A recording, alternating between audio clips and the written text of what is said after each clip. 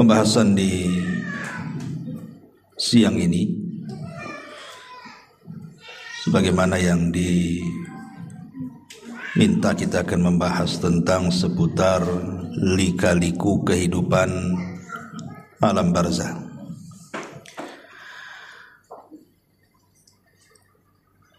Sesuatu yang harus dipahami dan diyakini adalah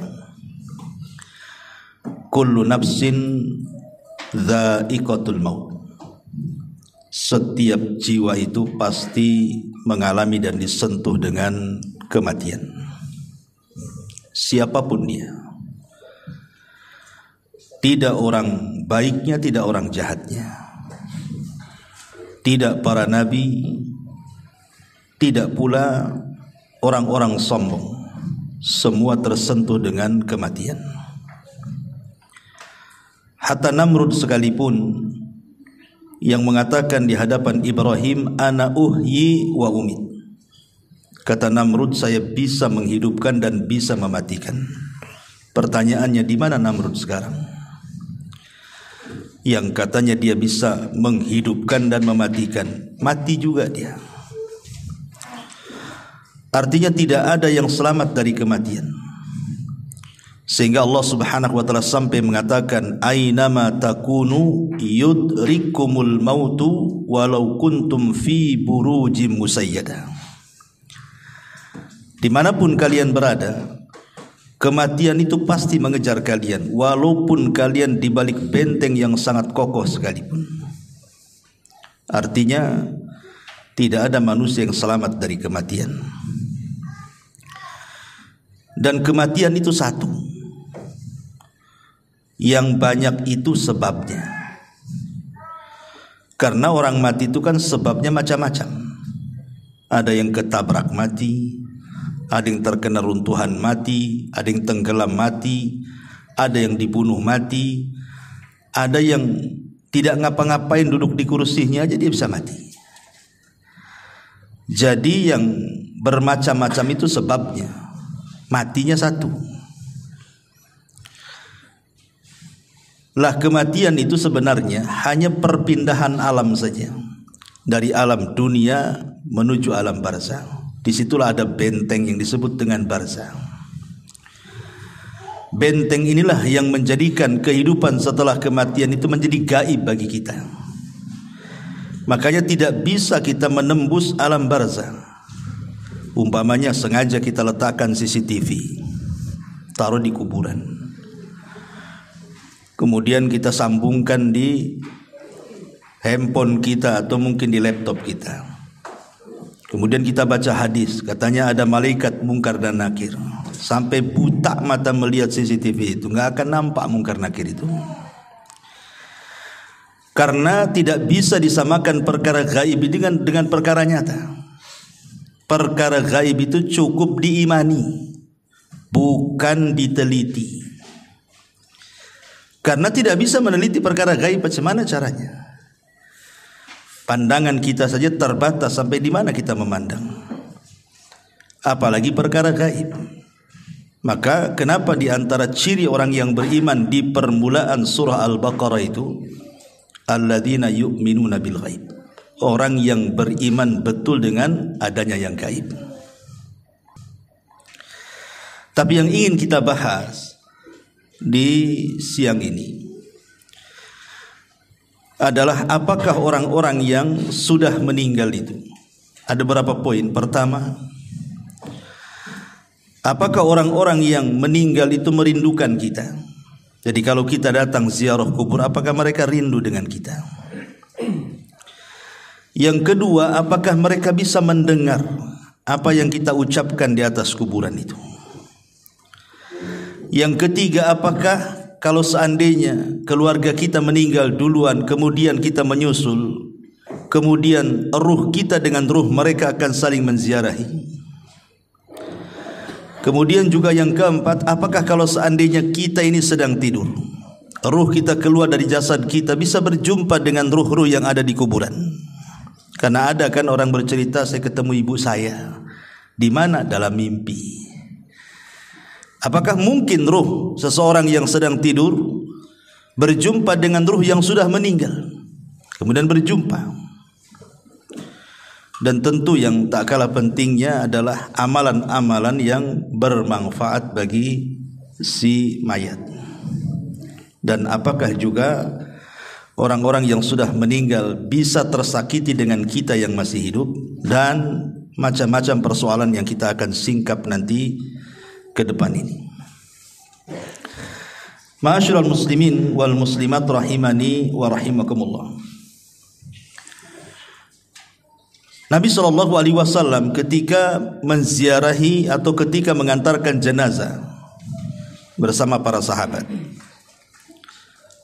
dan jenazah itu sudah dikubur, apa kata Nabi SAW? Istaghfiru li akhikum fa innahul an yus'al, atau istaghfiru li akhikum wasalu lahu at-tathbit fa innahul an yus'al.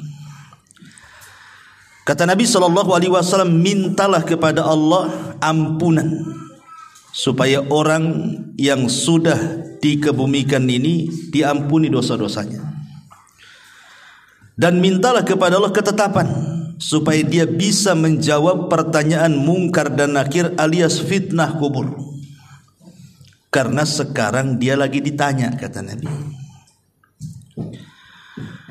Kemudian kalau kita melaksanakan sholat jenazah, kita tahu bahwa rangkaian sholat jenazah itu ada 4 kali takbir.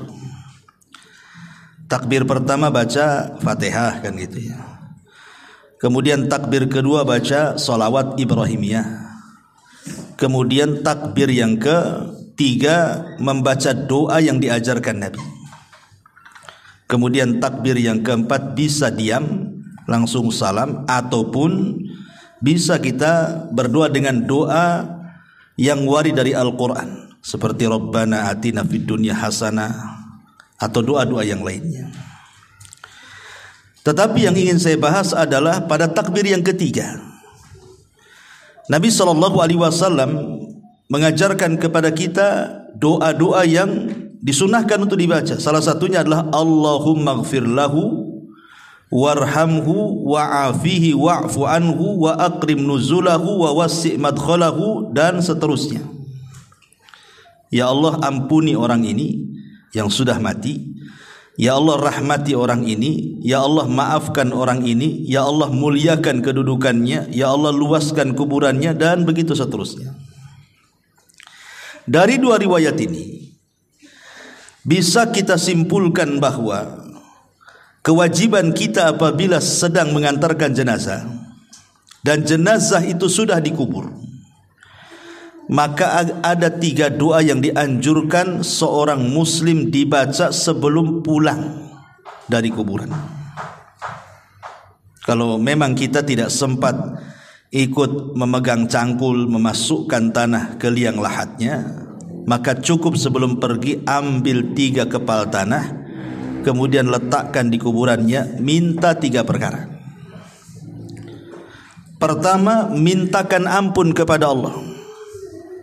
Dan ini berlaku kepada setiap yang ziarah kubur, tidak mesti yang mengantarkan jenazah saja. Umpamanya kita ziarah kubur kapan saja. Bagi laki-laki kan sunnah, ziarah kubur itu kapan saja.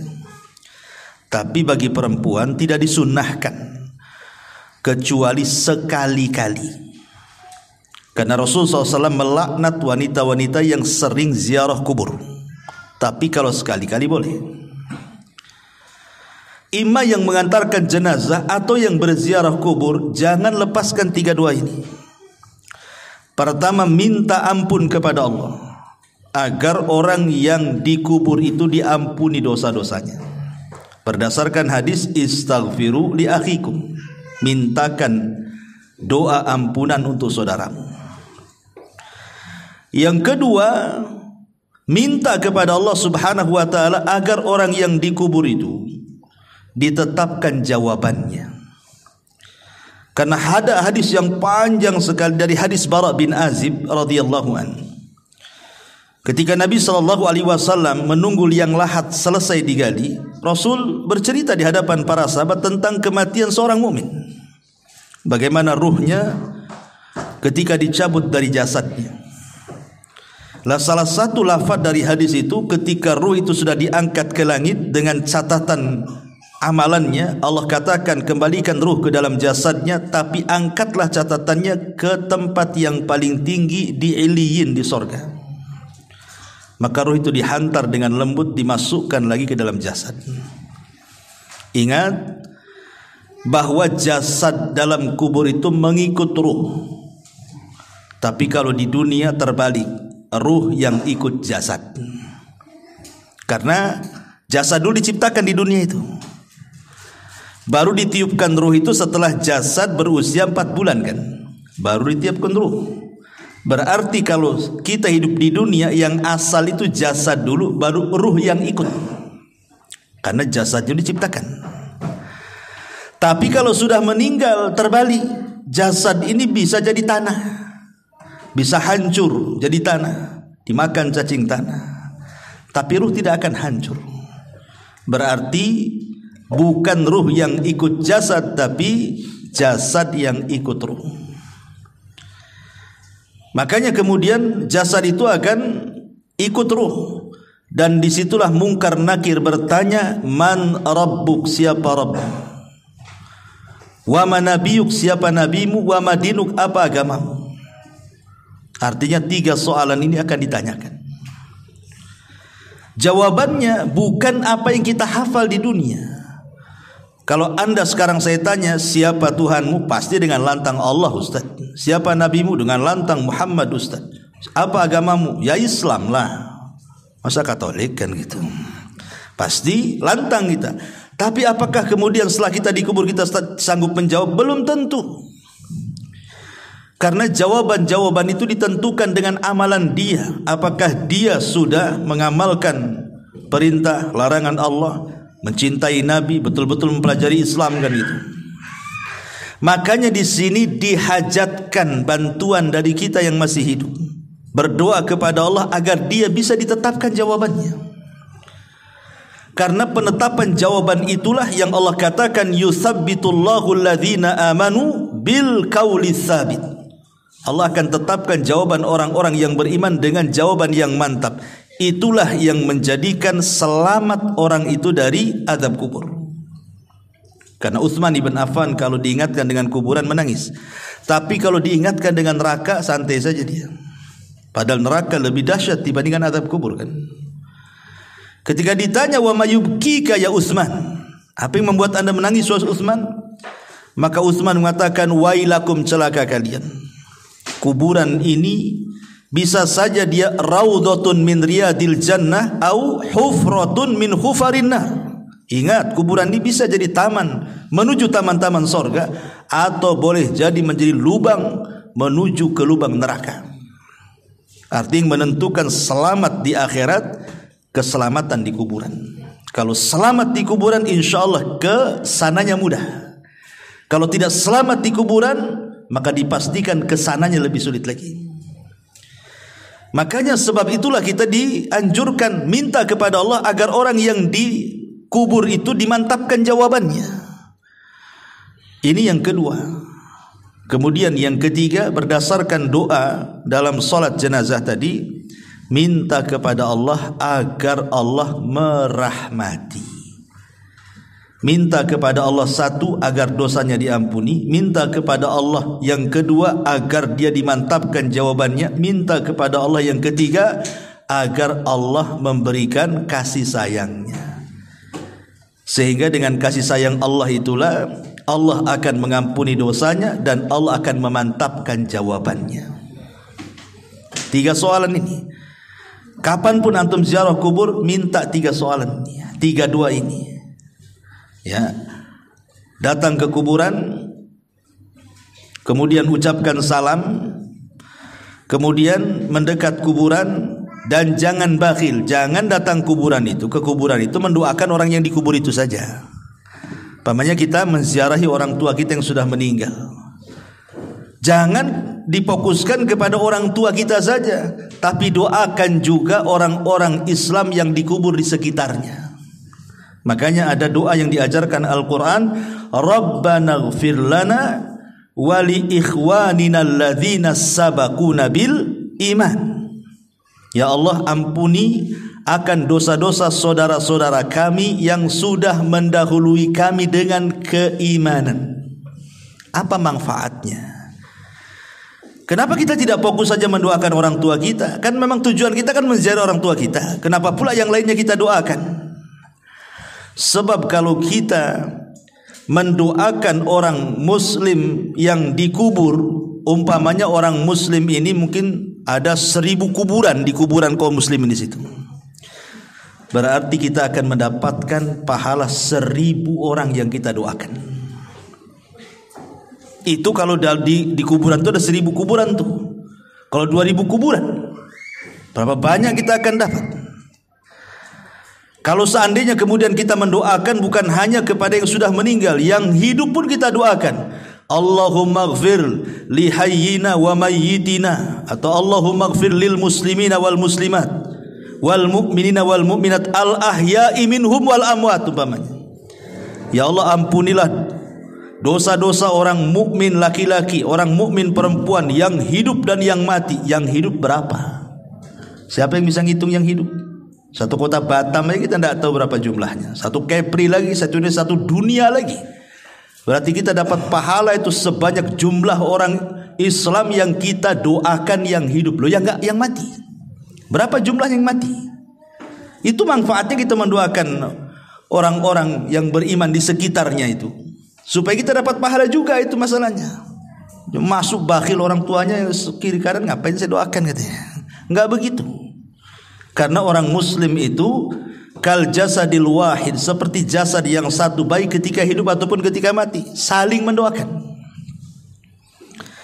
Lah di antara adab doa itu adalah mengarah kiblat, bukan ngadap kuburan, bukan ngadap maisan, bukan. Mana arah kiblat? Pemain kuburan sebelah sini, arah kiblatnya ke sana. Jangan ngadap kuburan, ngarahkan ke kiblat. Ya, karena adab doa itu harus mengarah ke kiblat. Walaupun ada khilaf di antara ulama apakah kiblat doa itu ke langit, maknanya kita negakkan ke atas begini, ataukah ke arah kiblat yang dimaksud Ka'bah. Ini memang jadi khilaf ulama. Tapi menghadap kuburan tidak boleh, karena kuburan bukan kiblat. Ya, kiblat itu ke Mekah atau ke langit, gitu ya. Baru di situ kita meminta kepada Allah Azza wa Jalla, ya Allah, kalau memang dia orang tua kita, kita katakan, ya Allah, ampuni kedua orang tua saya. Ya Allah, tetapkan jawaban kedua orang tua saya. Ya Allah, berikan rahmat kepada orang tua saya. Dah selesai. Habis itu kita doakan saudara-saudara kita. Ya Allah, ampuni saya, orang tua saya, dan orang-orang Islam dimanapun, baik yang hidup ataupun yang mati di sini atau di mana saja di dunia ini. Itu berapa banyak kita ini pulang dari kuburan dapat pahala tuh. Ini adab yang pertama, ya, bahwa kita disuruh untuk mendoakan mereka. Yang kedua, apakah orang-orang itu merindukan kita? Pemain kita ziarah kubur kepada kedua orang tua kita. Apakah kedua orang tua kita itu rindu dengan kita? Senang kalau melihat kita di situ?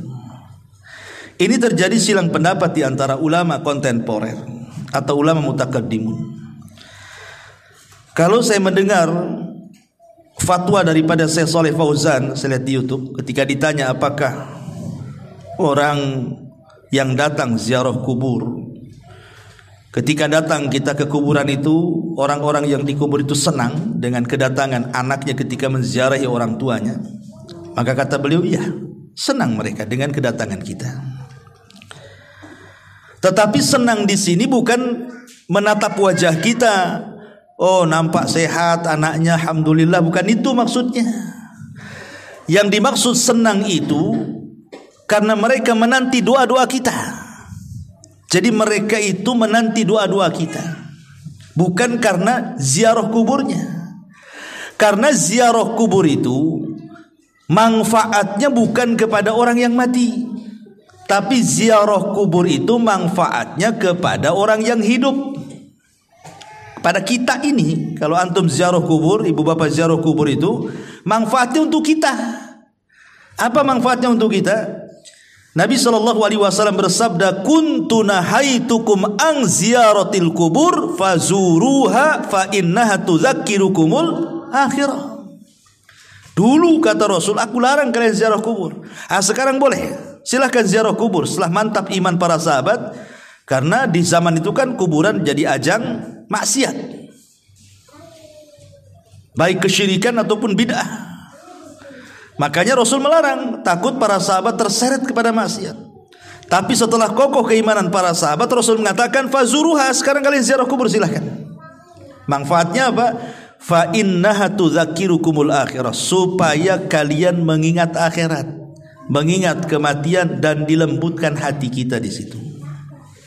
Ingat bahwa dengan mengingat akhirat, mengingat kematian, maka perkara-perkara besar di mata kita menjadi kecil, dan perkara-perkara kecil menjadi besar. Apa maknanya? Kenapa mengingat kematian atau mengingat akhirat itu menjadikan perkara besar jadi kecil? Sebab kalau seandainya Anda ini orang paling kaya, sakaya-kayanya di Batam ini, punya istana, punya tanah, punya kendaraan macam-macam lah, nggak ada orang yang lebih kaya dibandingkan Anda ini. Ketika kemudian datang ke kuburan, melihat kuburan, kemudian berpikir saya juga akan mati seperti dia, apa gunanya kekayaan kalau begitu? Kekayaan apa gunanya? Hidup di istana kalau ingat mati, apa gunanya istana? Mau ditinggal juga. Akhirnya kemudian dia pun tidak menganggap itu perkara besar, karena akan ditinggal dengan kematian kan. Itulah kenapa mengingat kematian itu mengecilkan yang besar ataupun membesarkan yang kecil. Pamannya dia orang susah, tidak sekaya orang-orang kaya. Dengan mengingat kematian itu, perkara kecil jadi besar. Nggak apa-apa, hidup di dunia kan nggak lama. Nanti ada kehidupan yang lebih baik, yang lebih hebat, yang lebih megah. Itulah sorga. Akhirnya dia tidak memikirkan kemiskinannya. Dari situ muncullah redha dengan pemberian Allah. Ujung-ujungnya ke situ. Dan puncaknya adalah memahami hadis Nabi SAW, man asbaha aminan fi syirbihi mu'afan fi jasadihi walahu qutu yaumihi faka'annama hizat lahu dunya bihadafiriha, kata Rasul. Orang kalau sudah mengingat kematian, walaupun dia susah hidupnya, yang penting ketika bangun di pagi hari aman keluarganya, gak ada yang menyakiti, sehat badannya, gak ada penyakit yang menimpanya, adalah makanan yang dimakan untuk hari itu seolah-olah sudah menggenggam dunia dengan segala isinya. Karena manusia itu di dunia cari apa kalau nggak tiga perkara ini kan? Pertama, aman. Orang itu pengen aman, suami pengen aman dari istri, istri pengen aman dari suami. Orang tua pengen aman dari anak, anak pengen aman dari orang tua. Orang pengen aman dari tetangga, tetangga pun pengen aman dari kita. Nggak ada ketakutan, nggak ada yang ngancam, nggak ada yang membuat takut, nggak ada takut disakiti, dihasadi. Orang kan pengen aman hidup itu. Sebab kalau aman itu tenang hati. Itu yang dicari orang. Sampai-sampai orang itu sampai pindah perumahan itu gara-gara diganggu tetangganya karena nggak aman kan, terpaksa lah pindah rumah dia. Yang kedua, sehat badannya. Apalagi kalau sudah faktor UU tuh, yang sudah 40, 50. Itu kalau bangun gak ada yang sakit udah senang sekali itu. Tapi kalau bangun pinggang sakit, kaki asam urat, itu stres tuh. Ya, kolesterol naik, stres orang itu. Ya. Kemudian juga ada yang dimakan, nggak pusing, yang dimakan sudah ada, yang diminum ada. Apa yang dicari orang itu kan cuma tiga perkara. Sebab satu lolos dari tiga perkara ini nggak aman hidup itu. Contoh mamanya, badan sehat, ya kan? Tapi ndak aman. Istri disakiti suami, suami disakiti istri, nggak kerasan hidup itu. Walaupun sehat badannya. Ataupun mungkin oke lah dia harmonis rumah tangganya, anak-anaknya baik-baik, tetangganya oke-oke. Stroke pula lah dia, stres juga. Ya. Oke lah sehat badannya, aman semuanya, tak ada yang dimakan pula dia, stres juga hidup itu. Nah kalau tiga-tiganya sudah ada, tenang hidup di dunia tuh. Itulah yang dikatakan menggenggam dunia, itulah karena tiga perkara ini yang dicari manusia. Makanya kemudian kalau orang ingat mati itu perkara besar menjadi kecil, perkara kecil menjadi besar. Karena berujung dari mengingat kematian berakhir dengan redho dengan pemberian. Awalnya ingat mati, ujungnya apa? Redho dengan pemberian. Kita akan mati juga, mengapain juga sibuk-sibuk. Tenang jadinya hati. Itulah tujuan ziarah kubur itu. Makanya ini bapak-bapak ini kalau sudah kasih mak-maknya ajak shopping, belokkan aja ke Tamiang tuh. Ya, ajak yuk kita ke Top Cepe Batu Aji, tapi ngarahnya ke kuburan Tamiang. Ini bu, Top Cepenya ada di sini. Gitu ya. Mau mati atau mau hidup kan itu. Supaya lembutlah hati itu. Jangan asih dunia terus. Jadi ziarah kubur itu manfaatnya untuk siapa? Untuk kita yang berziarah, bukan untuk orang mati. Orang mati itu bermanfaat kalau kita berdoa. Doanya itu yang manfaat. Itulah yang membuat penghuni kubur senang dengan kedatangan kita maksudnya. Ini satu pendapat ya. Tetapi Syekh bin Baz rahimahullah ta'ala yang saya baca dalam fatwanya, dia tawakuf dalam masalah ini. Apakah kemudian kalau kita ziarah kubur, penduduk kubur itu senang atau tidak senang? Kita tidak bisa mengatakan iya ataupun tidak. Kan ini perkara gaib masalahnya. Perkara gaib itu tidak bisa ditetapkan kecuali dengan dalil. Kalau tidak ada dalil, tawakuf. Tapi yang jelas bahwa okelah kita tidak mengatakan dia senang ataupun tidak senang. Tapi yang namanya doa bagi para penziarah kubur untuk para penghuni kubur itu, itulah yang disepakati para ulama sampainya pahala kepada orang yang meninggal. Kan amalan-amalan nanti saya jelaskan. Amalan-amalan itu kan banyak tuh yang bermanfaat kepada untuk orang yang sudah meninggal itu. Tetapi dari seluruh amalan itu yang ada 8 tuh ataupun 10 amalan itu, yang disepakati cuma 2. Maksudnya tidak ada khilaf ulama. Kalau kita lakukan pasti sampai kepada orang yang meninggal. Apa itu? Pertama doa, dan yang kedua sedekah. Cuma 2 ini. Ini sepakat. Tidak ada khilaf ulama. Adapun menghajikan orang yang sudah meninggal, korban untuk orang meninggal, baca Quran untuk orang meninggal, ini masih khilaf. Ada perselisihan ulama. Ada yang mengatakan sampai, ada yang mengatakan tidak sampai, wallahu a'lam. Tapi yang disepakati jelas-jelas dalilnya berdasarkan nas gitu ya. Doa pasti sampai. Yang kedua sedekah pasti sampai. Kenapa? Karena ada hadisnya.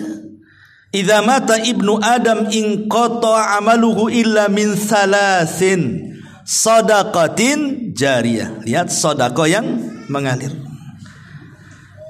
Kemudian au ilmin yuntafa'u bihi, ilmu yang bermanfaat, au waladin salihin yad'u, anak yang soleh yang mendoakan. Maka sedekah dan doa itu sepakat sampai. Jadi kalau kita ingin ngirim pahala kepada orang yang meninggal, yang jelas-jelas ini berdoa, tidak mesti di kuburan. Doa itu di mana saja akan sampai. Dan jangan diyakini doa di kuburan lebih sampai dibandingkan doa di masjid. Tidak ada keyakinan seperti ini. Justru di masjid ya lebih afdol kalau berdoa kan. Udah rumah Allah, tempatnya bersih gitu ya. Tapi ziarah kubur itu berdoa di situ ada nilai plusnya. Mengingat kematian, melembutkan hati, mengingat akhirat. Makanya di antara salam kepada penduduk kuburan itu salah satu lafadznya wa inna bikumul lahikun, kami juga akan menyusul kalian. Kami juga akan sampai seperti kalian. Jadi terjadi silang pendapat di sini ya. Apakah penduduk kuburan itu senang ataukah tidak senang? Ada yang mengatakan senang seperti fatwanya Syekh Shalih Fauzan, ada yang mengatakan tawakuf seperti Syekh bin Baz gitu ya. Ya, kalau ulama dulu yang mengatakan seperti Syekh Al-Imam Ibnul Qayyim dalam kitabnya Ruhiyah senang. Dan juga gurunya Ibnu Taimiyah rahimahullah mengatakan senang. Mereka senang dengan kedatangan kita. Kemudian kita, karena mereka menanti doa kita, bukan senang ingin lihat wajah kita. Percuma juga kalau kita datang nggak mendoakan, ngapain juga kan begitu. Yang mereka minta itu adalah doa-doa kita kepada mereka. Doa seperti apa? Ya 3 tadi doanya yang didoakan itu. Mintakan ampunan, mintakan ketetapan, mintakan rahmat. Itu 3 doa, habis sudah selesai itu. Itu yang kita minta kepada Allah Azza wa Jalla. Doa panjang, intinya cuma 3. Minta ampun, minta rahmat, minta ketetapan. Ya. Taib ma'asyiral muslimin wal muslimat rahimani wa rahimakumullah. Kemudian juga, apakah kalau seandainya seseorang yang berziarah kubur tadi, apakah kemudian orang itu merindukan? Nah, sekarang pembahasan selanjutnya, apakah kalau kita ini datang ke kuburan kemudian kita berbicara sesuatu dengan orang yang dikubur itu, mereka mendengar pembicaraan kita ataukah tidak? Ini juga menjadi polemik para ulama. Apakah si mayat itu mendengar orang yang hidup ataukah tidak mendengar orang yang hidup? Taib. Pertama, bahwa sebagian ulama mengatakan mereka mendengar. Seperti Imam Ibnul Qayyim rahimahullahu taala mengatakan mendengar dalam kitab Ruh. Alasannya satu, karena ada hadis Nabi SAW terdapat dalam Sahih Bukhari Muslim.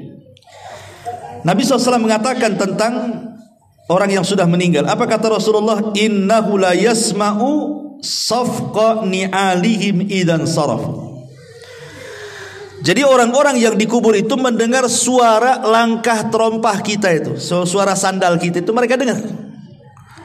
Sampai kemudian sayup-sayup kita keluar dari kuburan baru hilang, baru mereka tidak mendengar lagi. Jadi ada nas bahwa mereka mendengar suara terompah. Berarti kan mendengar mereka. Ini satu riwayat.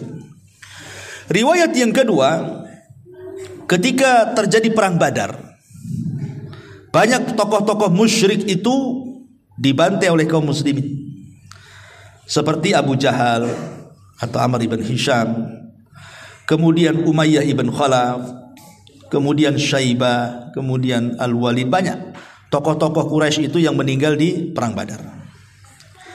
Lah ketika kemudian bangkai-bangkai tokoh-tokoh musyrik ini akhirnya diletakkan di sebuah lubang, sebuah sumur, dilempar ke dalam lubang. Tiba-tiba kemudian Nabi SAW mendekati lubang Badar itu, yang di situ bangkai-bangkainya orang-orang tokoh-tokoh musyrik sekelas Abu Jahal, Umayyah dan CS dan yang lainnya itu. Tiba-tiba Nabi SAW ngomong pula di sumur itu. Apa kata Nabi SAW? Dia mengatakan, disebutkan satu-satu tuh, ya Aba Jahl ibn Hisham, ya Umayyah ibn Khalaf. Kemudian kata Nabi SAW, telahkah sampai kepada kalian janji Allah kepada kalian? Sungguh janji Allah yang Allah janjikan kepadaku sudah sampai kepadaku, katanya. Umar bin Khattab heran, ngapain Nabi SAW ngomong di depan lubangnya bangkai-bangkai orang-orang musyrik jahiliyah itu, orang-orang musyrik, tokoh-tokoh musyrik itu. Kok Nabi kok ngomong di situ? Jadi Umar bin Khattab radhiyallahu mengatakan, ya Rasul, innahum jusas, mereka bangkai-bangkai, kenapa kau ajak ngomong, katanya. Apa kata Nabi SAW di hadapan Umar bin Khattab? Walladhi nafsi biyadi ma anta bi asma lima aqulu minhum walakinnahum la yaqdiruna an yujib. Umar, engkau tidak lebih mendengar daripada aku tentang mereka. Aku ngomong itu mereka dengar, tapi mereka tak bisa jawab, katanya. Artinya kan mereka dengar di sini, karena Rasul ngajak ngobrol di situ. Ya, makanya Umar mengatakan, kok bangkai kau diajak bicara, katanya. Maka Rasul, tidak, kau tidak lebih dengar daripada aku, kata Rasul. Demi zat yang jiwaku berada di tangannya, engkau tidak lebih mendengar daripada aku, kata Rasul. Tapi mereka tidak sanggup jawab saja. Kemudian juga dalil yang ketiga, kita disuruh mengucapkan salam. Kata Nabi SAW, Qulu assalamu alaikum dara qaumi mu'minin wa inna insya'allahu bikum mulahikun. Ucapkan kalau kalian masuk kuburan, keselamatan bagi kalian wahai penduduk kubur dari kalangan orang-orang yang beriman, dan insyaallah kami pun akan menyusul kalian.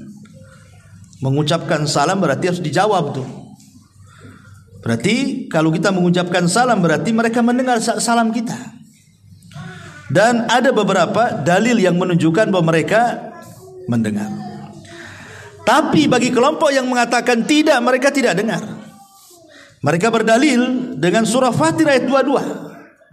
Allah Subhanahu wa taala mengatakan, "Wa ma anta bimusmi'in man fil kubur." Hei Muhammad, engkau tidak bisa memperdengarkan orang-orang yang di kuburan itu. Ini Quran mengatakan engkau tidak bisa memperdengarkan orang-orang yang di kuburan, surah Fatir 22 itu. Dan Allah juga mengatakan, "Innaka la tusmi'ul maut." Engkau tidak bisa memperdengarkan orang yang sudah mati. Ini dua nas Quran ini menunjukkan bahwa orang yang dikubur tidak mendengar apa yang ada di atas kubur karena mereka sedang sibuk. Orang yang dikubur loh sedang sibuk. Kalau mereka orang kafir sibuk diazab, mana bisa dia ngerekan kita yang ada di kubur? Dia sedang diazab. Ya. Kalau dia mendapatkan nikmat kubur, dia sedang bersenang-senang dengan nikmatnya. Lebih nikmat di kuburan daripada senikmat-nikmatnya orang nikmat di dunia. Ngapain pula direkan orang di atas kuburan? Artinya di sini ada kelompok yang mengatakan mendengar, ada kelompok yang mengatakan tidak mendengar. Wallahu a'lam. Kita tidak bisa mengatakan mendengar, kita tidak bisa mengatakan tidak mendengar, tetapi yang jelas bahwa kita tetapkan yang berdasarkan nas saja. Mereka mendengar tetapi yang berdasarkan dalil. Maksudnya begini, yang berdasarkan dalil itu. Contoh seperti tadi, mereka mendengar suara sandal. Ini konteksnya apa? Konteks hadis bahwa orang-orang yang dikubur itu mendengar suara sandal, ini bicara soal ketika kita mengantarkan jenazah. Apabila kita mengantarkan jenazah, kemudian jenazah itu dikubur, kemudian kita pulang, mereka masih mendengar suara sandal kita. Apakah setelah kemudian kita pulang kemudian ziarah kubur dengar lagi suara sandal? Ya enggak juga kan begitu. Artinya konteksnya hanya ketika menguburkan saja mereka dengar. Apakah mereka mendengar seterusnya? Itu Allahu a'lam. Ya. Ataupun ketika kita mengantarkan jenazah dari rumah menuju kuburan. Kalau dia orang yang beriman, maka dia mengatakan kepada orang pengantar-pengantar itu, mengatakan apa? Segerakan aku, segerakan aku. Qaddimuni, qaddimuni. Nah, kan? Karena dia mendengar suara orang yang mengantarkan dia ke kuburan kan. Tapi kalau dia orang jahat, dia mengatakan, wailakum aina tadhhabun. Celaka, kau mau pergi kemana aku ini katanya. Mau dibawa kemana aku ini katanya. Dia mendengar. Ya. Nah, itulah yang dinaskan. Jadi maksudnya di sini, apakah mereka mendengar seterusnya ataukah mendengar sesuai dengan nas? Menurut Syekh Uthman Khamis yang saya dengar di YouTube, bahwa kalau melihat dalil yang mereka mendengar secara nas saja, tidak seterusnya mendengar. Ya, walaupun kita tidak menafikan ada yang berpendapat mendengar terus, kalau kita datang dan kita bicara mereka tahu, ada yang mengatakan sama sekali tidak mendengar. Intinya ini menjadi ranah khilaf ulama. Ya, tapi yang selamat adalah kita tidak mengatakan mendengar, ya kita juga tidak mengatakan tidak mendengar. Kita ikut dalil saja.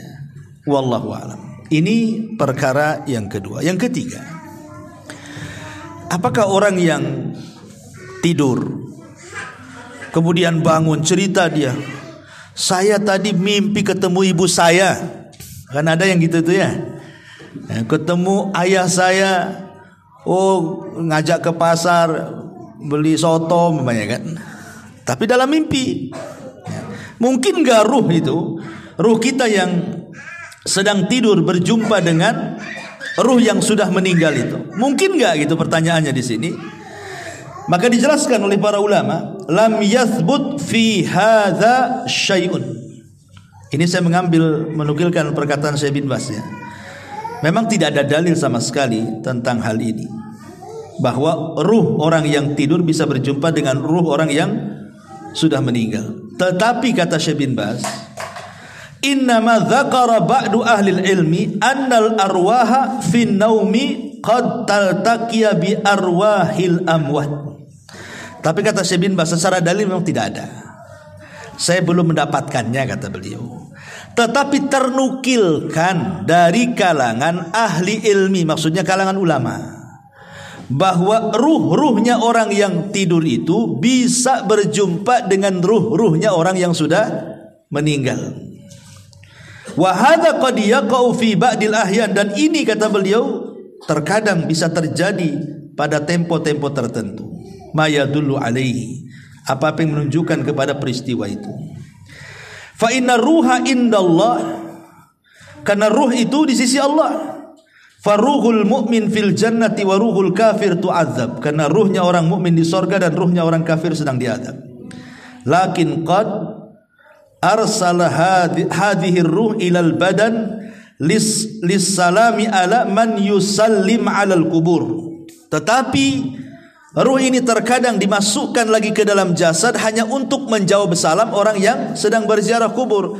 Jadi kan ruhnya seorang mukmin kan di sorga tuh. Tapi kalau ada orang yang ziarah kubur kemudian mengucapkan salam, ruh itu akan dikembalikan ke dalam jasad hanya untuk menjawab salam kemudian balik lagi ke surga, gitu maksudnya. Ada yang seperti itu dalil penetapannya. Tapi kalau dalil apakah ruh orang yang sedang tidur berjumpa dengan ruh orang yang mati, secara dalil tidak diketemukan. Tetapi ijtihad para ulama, ya, ada yang mengatakan bisa saja, buktinya banyak cerita yang seperti itu. Banyak bercerita orang-orang yang ketemu dengan ibunya, ketemu dalam mimpi, ketemu dengan bapaknya di dalam mimpi kan. Kadang-kadang ada yang bercerita seperti itu. Sehingga secara kenyataan tidak ada. Itu maksudnya. Ya. Makanya beliau mengatakan lakin laisa fil ahadits as-sahihati fi ma na'lam ma yadullu ala anna hadhil arwah tatalaqa. Tetapi tidak ada hadis-hadis yang sahih sepengetahuan kami, kata beliau, yang menunjukkan bahwa ada ruh bisa berjumpa, maksudnya ruh orang tidur bisa berjumpa dengan ruh orang yang meninggal. Wallahu alam, ya. Tapi kalau kita melihat pendapat Imam Ibnul Qayyim yang disebutkan dalam kitab Ruh, dzakara syai'an katsiran fi hadzal ma'na. Beliau menyebutkan panjang lebar tentang masalah seperti ini, dan beliau di antara ulama yang berijtihad memungkinkan ruhnya orang yang tidur berjumpa dengan ruhnya orang yang sudah meninggal. Wallahu a'lam. Yang ini kalau sesama ruh, yang satu di dunia, satu di kubur. Sekarang yang sama-sama di kubur. Orang tua kita meninggal, kemudian kita meninggal. Apakah ruh kita akan berjumpa, saling berziarahi satu dengan yang lainnya? Ada sebuah hadis. Nabi SAW bersabda, "Idza hudiral mu'minu atatkum fayakuluna ukhruji radiyatan mardiyah anki ila rauhillahi wa raihani wa rabbin ghairi ghadban fatakhruju ka'atya birihil miski hatta innahu la yunawiluhu ba'duhum ba'dha hatta ya'tuna bihi babas sama fayaqulun ma atyaba hadhihi rih allati ja'atkum minal ardi fayatuna bihi arwahal mu'minin falahum ashaddu farahan bihi min ahadikum bighaibihi yaqdamu alaihi fayas'alunahu madza fa'ala fulan fayaquluna da'uhu fa innahu kana fi gham. Apabila seorang mukmin telah mendekati ajalnya, para malaikat rahmat datang menemuinya dengan membawa sutra putih. Mereka berkata, keluarkan ruh dengan redha dan diridhoi Allah menuju rahmat Allah, baunya harum dan Rabb yang tidak pernah murka. Lalu ia keluar dengan bau misik yang paling harum, sehingga sebagian mereka berebut dengan sebagian yang lainnya, maksudnya para malaikat, untuk mendapatkannya. Kemudian mereka membawa hingga pintu langit. Penduduk langit berkata, alangkah harumnya bau yang kalian bawa ini dari bumi, ini ruhnya siapa? Lalu mereka datang dengannya menemui ruh kaum mukminin. Mulai di sini syaitnya nih. Nah, kemudian ruh ini yang baru datang menemui ruhnya kaum mukmin yang sudah meninggal sebelumnya. Mereka kemudian bergembira. Jadi ruh-ruh yang sudah meninggal sebelumnya, mereka bergembira dengan kedatangan tamu yang baru. Kemudian salah seorang ruh yang sudah lama meninggal, mereka pun berjumpa. Seolah-olah mereka lama tidak berjumpa, kemudian berjumpa dan mereka merasa senang. Lalu mereka bertanya kepada ruh yang baru datang ini, apa yang telah dilakukan oleh si fulan yang masih hidup itu. Maka ruh-ruh yang lainnya berkata, jangan ganggu dulu, biarkanlah ia, karena dahulu ia terlena dengan kehidupan dunia, dan begitu seterusnya. Artinya di sini mereka saling berjumpa kan? Ya, dalam hadis ini mereka saling berjumpa. Hadis ini memang dikeluarkan Imam Nasai dan hadis ini disahihkan oleh Syekh Nasiruddin Al-Albani rahimahullah ta'ala. Sehingga yang mensahihkan hadis ini mengatakan bahwa ruh itu saling berjumpa di kuburan. Tapi ada juga yang melemahkan hadis ini masalahnya. Sehingga mereka mengatakan tidak saling jumpa. Soal jumpa atau tidak saling jumpa ini perkara gaib lah kan gitu ya. Yang jelas bahwa ruh-ruhnya orang yang beriman yang sudah biasa. Kalaupun mereka berjumpa itu bagian daripada nikmat kubur kan itu. Tapi ini hanya berlaku kepada ruhnya orang yang beriman. Bagi yang berpendapat bahwa ruh itu akan berjumpa dengan ruh yang lain, maksudnya ruhnya orang yang beriman. Ruhnya orang kafir sedang diazab, macam mana dia akan jumpa? Dia aja nggak bisa keluar dari azab. Mereka sedang diazab dengan azab kubur, mereka sedang di neraka, macam mana mau jumpa kan gitu ya? Dengan keluarganya. Maksudnya di sini yang kalaupun kita berpendapat bahwa mereka saling menziarahi seperti pendapat Imam Ibnul Qayyim rahimahullahu taala dalam kitabnya Ruh, maksudnya adalah ruh-ruhnya orang yang beriman. Ruh-ruhnya orang yang beriman. Ya, seperti mamanya bayi yang meninggal. Kemudian orang tuanya menziarahi kuburannya. Ya. Terkadang kan ada orang tua itu kepikiran kan, ketika anaknya meninggal itu kan udah kepikiran macam-macam tuh. Apalagi kalau hujan, cemana anak saya kehujanan katanya. Kalau pas panas, cemana anak saya kepanasan. Macam-macam tuh. Ada orang tua itu apalagi kalau gelap-gelap, cemana anak saya nggak ada listrik pula di kuburan gitu. Makanya kadang-kadang ada orang berpikir naruh lilin pula di atas kuburan anaknya itu kan. Percuma saja, ngapain naruh lilin itu? Saya pernah lihat ada lilin, lebih parah pula kasih payung pula di situ itu. Dan itu rata-rata di kuburan anak-anak tuh. Ada lilin, ada payung. Ya mungkin karena orang tua kepikiran, cemana kalau malam gelap taruh lilin, cemana kalau kehujanan kasih payung supaya nggak kehujanan, nggak kepanasan. Nggak ada guna. Ya. Lilin dan payung lo nggak ada guna di kuburan itu. Nggak ada hubung kait dengan alam kubur, dengan alam dunia ini. Sebenarnya yang dikhawatirkan itu bukan bayi yang meninggal. Bayi yang meninggal itu langsung dimasukkan ke sorga kan gitu.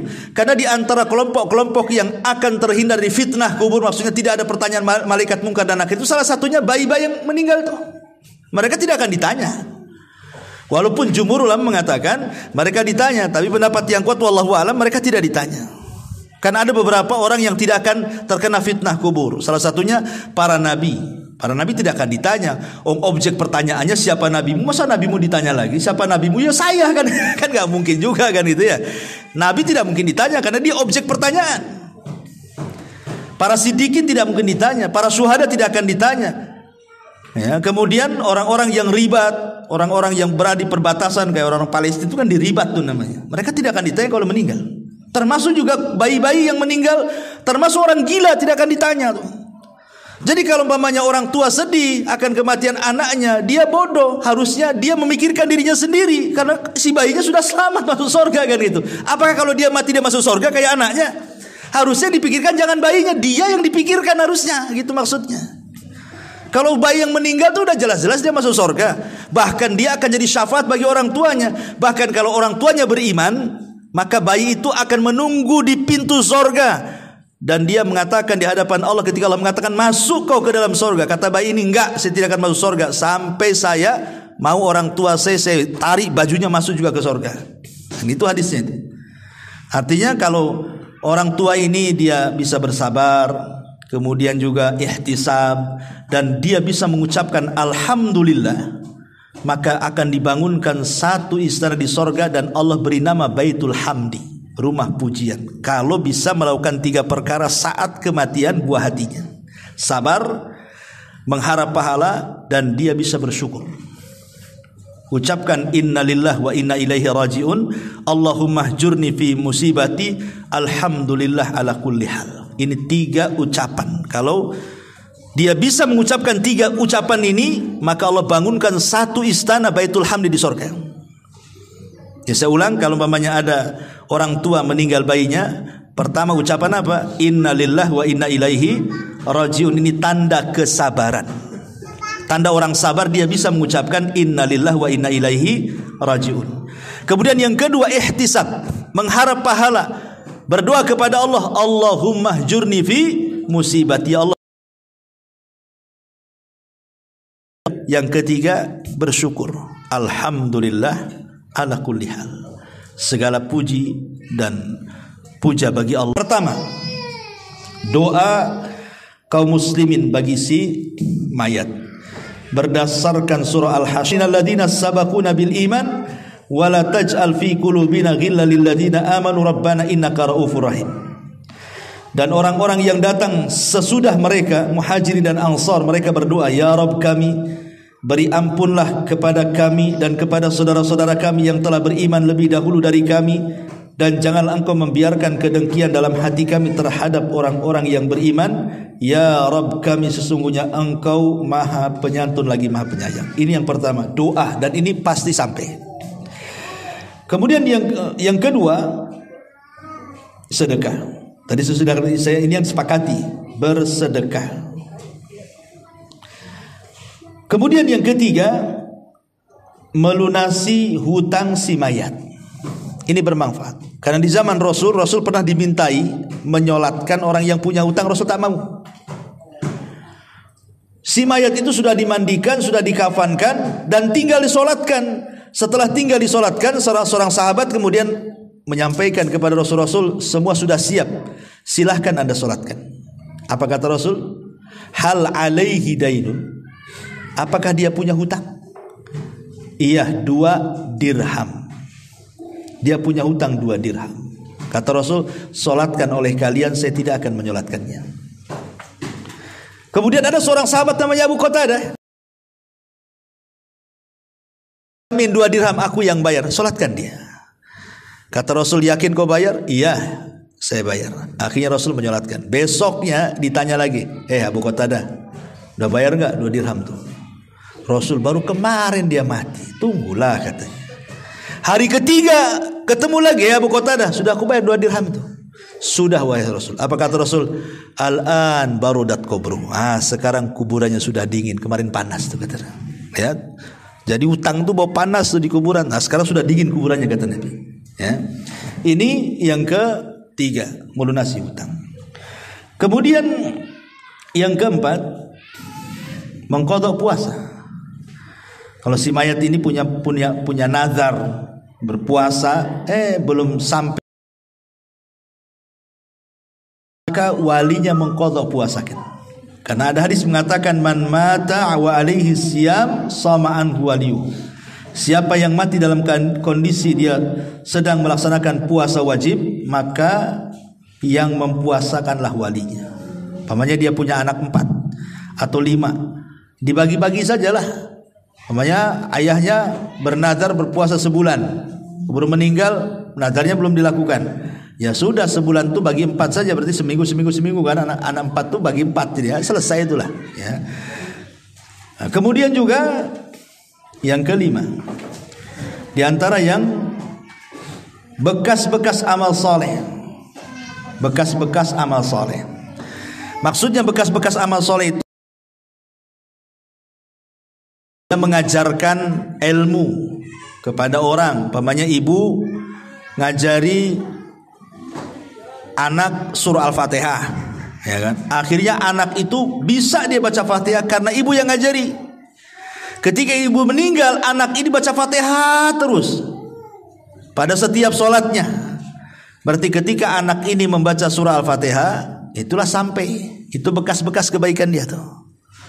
Makanya kalau bisa, ini orang tua ini saya anjurkan, ibadah-ibadah wajib dan yang sering dilakukan itu kalau bisa jangan orang lain ngajari. Yang umpamanya sholat, kalau bisa kita yang ngajari anak tuh. Ngaji, kalau bisa kita yang ngajari. Ya, jangan orang lain suruh ngajari, nanti pahalanya dikasih orang lain jadinya kan. Dia sholat terus karena orang itu yang ngajari, dia yang dapat pahala. Jadi yang wajib-wajib itu kalau bisa orang tua lah yang ngajari itu. Terutama ngaji lah, minimal surat Al-Fatihah gitu yang memang itu dibaca setiap sholat kan, supaya ngalir terus tuh. Ya, coba bayangkan pahala guru itu, guru TK umpamanya kan, itu dia dapat santri 20 semua yang ngajari Fatihah, guru TK, banyak dia pahalanya, udah mati tuh. Kalau seandainya kemudian anak didiknya besar jadi guru, punya murid jadi guru, itu namanya multi level pahala tuh. Sampai itu namanya baqiyatus salihah namanya. Bekas-bekas amal soleh itu akan sampai kepada si mayat. Artinya di dalam hadis itu au ilmun yuntafa'u bihi, atau ilmu yang bermanfaat itu. Namanya ya, itu baqiyas salihah itu. Kemudian juga yang bermanfaat adalah menghajikan. Karena ada riwayat seorang anak ingin menghajikan orang tuanya, kata Rasul, hajikan saja. Ya, artinya sampai orang yang menghajikan kepada orang yang meninggal. Adapun tentang qiraatul Quran, bacaan Quran ini menjadi khilaf panjang ulama nih. Apa kalau kita baca Fatihah, baca Al-Baqarah, baca apa kepada orang tua itu sampai atau tidak? Ada yang mengatakan sampai, ada yang mengatakan tidak sampai. Tapi kalau yang dimaksud yang saya dengar dari beberapa ulama itu bukan menghadiahkan bacaan, bukan. Tetapi menghadiahkan pahala setelah kita membaca. Kita baca dulu Qurannya. Setelah kemudian selesai baca Quran, kita mengatakan, ya Allah, kalau tadi bacaan Quran itu Engkau kasih aku pahala, aku kirimlah pahala ini kepada orang yang kucintai, orang tua saya. Itu namanya tawasul dengan amal soleh, tawasul dengan bacaan Quran. Ya, bukan dengan bacaannya, karena belum tentu dapat pahala kan masalahnya. Apalagi orang-orang yang manggil orang umpamanya nih, baca Quran di rumah untuk orang mati. Pertanyaannya, apakah orang yang Anda panggil membaca Quran itu dia dapat pahala atau tidak? Bisa saja nggak dapat pahala, karena tujuan orang yang dipanggil itu jangan-jangan hanya ingin dapat duit saja kan? Saya disuruh ke sana untuk baca Quran, pikiran dia saya digaji di situ. Orang baca Quran digaji nggak dapat pahala, kalau nggak dapat pahala apa yang mau disampaikan?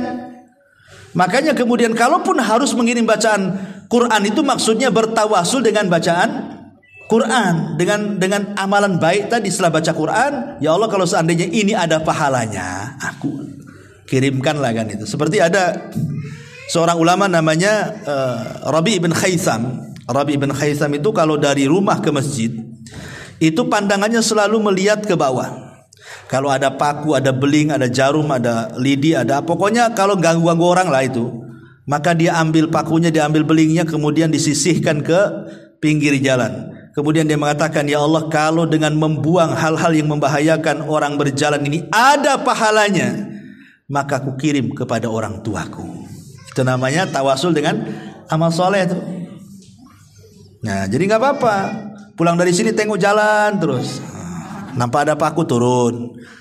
Nah, ini kalau bisa mengganggu orang ini bahaya, ini kena paku nih. Ya Allah, kalau ada pahalanya saya kirim kepada orang tua. Jalan lagi nampak ada polisi tidur. Wah, ini bahaya ini. Nah, langsung ambil cangkul. Kan itu. Besoknya lebih tinggi lagi polisi tidur. Intinya bahwa boleh seseorang begitu, tapi kalau yang mengirimkan bacaan, nah itulah yang jadi khilaf ulama, apakah sampai atau tidak ya. Wallahu alam, ini pembahasan panjang masalah ini. Bagaimana kalau seandainya orang tua kita meninggal dunia, kita ingin berbuat baik. Berbuat baik kepada orang tua yang sudah meninggal. Kadang-kadang anak ini baru menyesal ketika orang tua sudah meninggal. Kalau orang tua masih hidup tuh kadang-kadang enggak kepikir berbuat baik. Ya, tapi kalau sudah meninggal barulah kebayang kebaikan orang tua. Baru terpikir ingin berbuat baik. Kan salah, harusnya ketika dia hidup kita berbuat baik.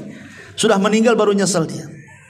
Tetapi karena orang tua itu adalah sosok yang mulia bagi anak itu, tetap Allah Subhanahu wa taala masih memberikan kesempatan yang tidak sempat berbuat baik ketika masa hidupnya, ada caranya berbuat baik setelah kematiannya. Seperti apa? Satu, istighfar, lakukan.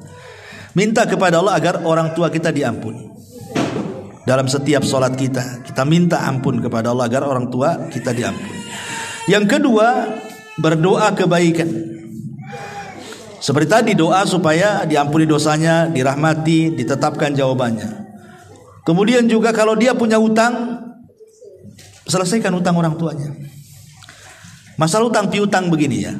Kalau orang tua kita punya hutang, apakah hutang orang tua setelah meninggal itu menjadi kewajiban bagi anak? Ini khilaf ulama. Kalau orang tua itu meninggalkan harta ya, orang tua itu meninggalkan harta banyak, maka wajib anak membayarkan dari harta dia. Wajib, nggak boleh tidak. Tapi kalau orang tua meninggalkan hutang dan dia tidak meninggalkan harta, maka tidak wajib bagi anak membayarkan hutang, kecuali hanya bab tabarruk, hanya ingin berbuat baik. Bisa dipahami ya? Jadi kalau orang tua kita ini meninggal bawa harta banyak, berarti wajib hutangnya dibayarkan dari mana? Dari harta dia, harta warisnya. Sebelum kita ambil hak warisan kita, bayarkan dulu hutangnya. Tapi kalau orang tua kita miskin, hutangnya banyak, apakah kewajiban anak yang dia kaya karena hasil dia bukan karena warisan orang tuanya wajib membayarkan? Tidak wajib. Ingat, tidak wajib. Tetapi membayarkan itu masuknya bab tabarru. Bab tabarru itu artinya dalam bentuk berbuat baik kepada orang tua. Karena saya di dunia kurang berbuat baik kepada orang tua saya. Sekarang orang tua saya sudah meninggalkan hutang, dah apa-apa pakai uang saya. Tapi kalaupun tidak dibayar dari harta kita tidak ada masalah, karena bukan kewajiban. Karena kewajiban itu diambil dari harta waris. Ya, ini harus dipahami. Kemudian juga yang keempat, qada'un nadhar. Kalau memang orang tua punya nadhar, laksanakan. Itu birrul walidain namanya. Atau qada'ul kafarah kalau orang tua kita punya kafarah. Termasuk juga bersilaturahim dengan orang-orang yang baik dengan orang tua kita. Orang tua kita punya teman di mana dia baik dengan temannya. Ketika orang tua meninggal, baikilah teman orang tua kita semasa hidup. Ya. Maksudnya sambung silaturahim dengan dia. Nah, termasuk kalau orang tua kita suka ngasih-ngasih ya sama temennya, nah, kita kebiasaan orang tua yang baik kita lakukan juga ngasih-ngasih. Ya. Supaya kebaikan orang tua tidak hilang, kita teruskan. Nah, itu bentuk birrul walidain juga. Ya, menghormati teman orang tua gitu maksudnya. Termasuk juga berbuat baik kepada orang tua adalah ingat kebaikannya. Oh betul juga kata orang tua, kenapa dulu orang tua saya keras dengan saya, rupanya ini. Nah, ingat dia akhirnya kan dengan kebaikan orang tua. Nah, dengan itu akhirnya hilanglah dendam-dendam anak kepada orang tua. Kalau ingat kebaikannya, hilang tuh dendam itu. Ya, karena ada anak yang nggak tahu itu. Sampai mati orang tuanya masih dendam, nggak mau ziarah kubur tuh. Ya, mau apa sih ziarah kubur? Waktu hidup aja malas saya nengok muka dia. Nah itu ada durhaka itu. Ya. Jadi ini diantara pembahasan yang bisa kita bahas. Ya, wallahu alam.